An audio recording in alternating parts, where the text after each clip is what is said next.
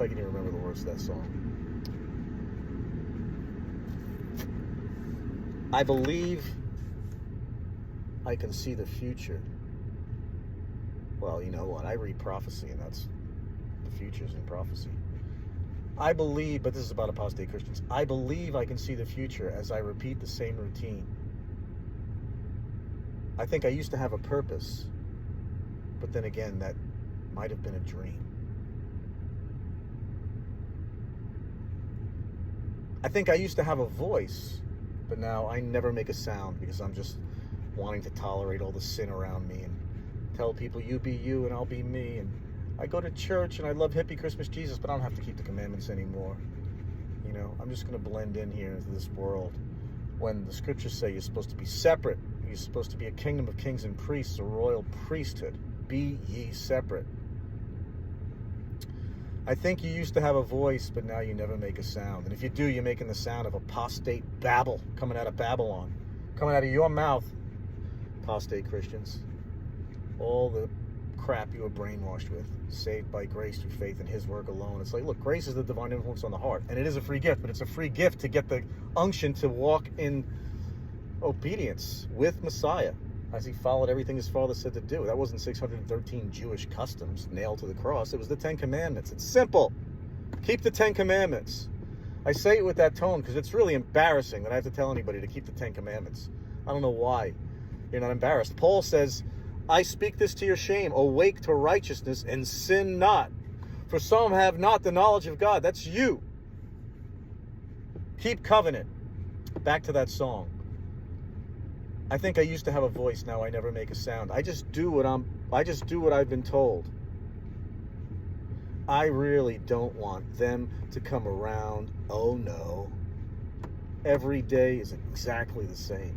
Every day is exactly the same. There is no love here for you if you don't keep the 10 Commandments, because that's what loving God is. It's keeping the 10 Commandments. There is no love here and there is no pain. You can't even feel pain. You're not going to go through persecution because you apostate Christians are going to get an easy pass into the Great Tribulation until sudden destruction comes. You're not going to be martyred. You guys are not, the devil already has you where he wants you. It's going to be people who are willing to die for the gospel's sake. You don't even know the gospel. You don't know it. Men hazarded their lives for his name and for his gospel, and you won't even hazard missing, football on Saturday to rest with him. That's too much of a hazard for you. Because you say you keep the 10 Commandments, but you don't. You don't. You made Jesus into a god and broke the first commandment. You made all kinds of graven images and broke the second commandment. You would take his name in vain all the time when you say you believe and love him, but you don't follow his commandments. That's the third commandment. You don't keep the Sabbath holy. It's the fourth commandment. You don't honor your mother and father because you don't teach your kids the 10 Commandments because your parents didn't teach you the commandments. And if they did, well, you forgot about teaching them and you're not living them. So it doesn't even matter if you teach them. You're just a hypocrite. Then there's do not unalive anybody and okay, yeah, of course. Right? Oh, well, that means even if you're angry. Well, you're going to be angry from time to time. But if you're angry with cause, God understands. I mean, if you're angry because you're angry at a foolish nation because they don't keep the 10 Commandments, then that's the fruits of the Spirit because you're trying to teach people the 10 Commandments. Then there's do not commit adultery, which, the whole world is, got multiple marriages and multiple divorces, and there's adultery all over the place. And it's even spiritual adultery because you put a Christmas tree up in your house, and God hates that. That's why he divorced the northern kingdom of Israel in 2 Kings chapter 17. That's why all the warnings are there throughout prophecy. Go to Jeremiah 10, verses 1 through 5. It's all over Isaiah. It's all over Jeremiah. It's all over the prophets. It's all over the place. But you can't see it. The high places are apostate churches, and the groves are the Christmas trees and all the hosts of heaven, all the false small g gods that Rome mingled with your Catholic Church, which spawned 45,000 whores, daughters of the mother of all harlots.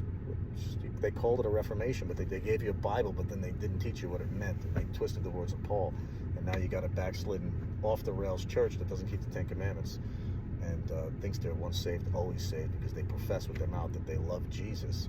Meanwhile, confess with your mouth means to confess covenant if you look it up in the Greek, and you don't keep covenant. You don't know what the covenants are. The covenants of promise, which Paul preached on, Ephesians chapter 2:12. You don't even look it up. You don't even know what it means. You think you're grafted in somehow, when meanwhile Gentiles aren't grafted in. You have to be grafted in by taking hold of the covenants of promise. It's the same promised to the stranger. That's exactly what Philip was preaching to the Ethiopian eunuch in Acts chapter 8. He's quoting from Isaiah 53 through 56. So there's no new gospel. It's not a mysterious gospel. Paul taught none of the things. It's the kingdom gospel. The kingdom gospel is the 10 Commandments, and of course you got to believe on the Messiah. He's the messenger of the Holy Covenant, which is the 10 Commandments. I know you're not following along, and I know you're going to yell at this in your own way by sending me, scriptures that you don't understand from Paul, which is talking about the sacrificial law, which we're no longer under, but we're always under the 10 Commandments. And yeah, you keep them because you love him, and they're not grievous. Every day is exactly the same. There is no love here, and there is no pain. You can't feel anything. If you did, you'd hit your knees in repentance right now, but you got no feelings. None. Zero feelings. There is no love here, and there is no pain. Yeah. Well, anyway, we'll see if I can turn that into like a cover and dedicate it to the Christian church. Yeshua's blessed name. That is his name, and it is blessed forever. Keep it. Keep his name. Start saying his real name. And call him Joshua in English, And if you call him Jesus, like, oh, okay, yeah, I know that's just the name that Rome gave to him, but his name really has more meaning than that. Of course it does. Go look it up in the Strong's Concordance. Yehovah, that's Abba Yah. Yeshua means Yah saves. John 5:43, he came in his Father's name. Someone else came in his own name. Guess who?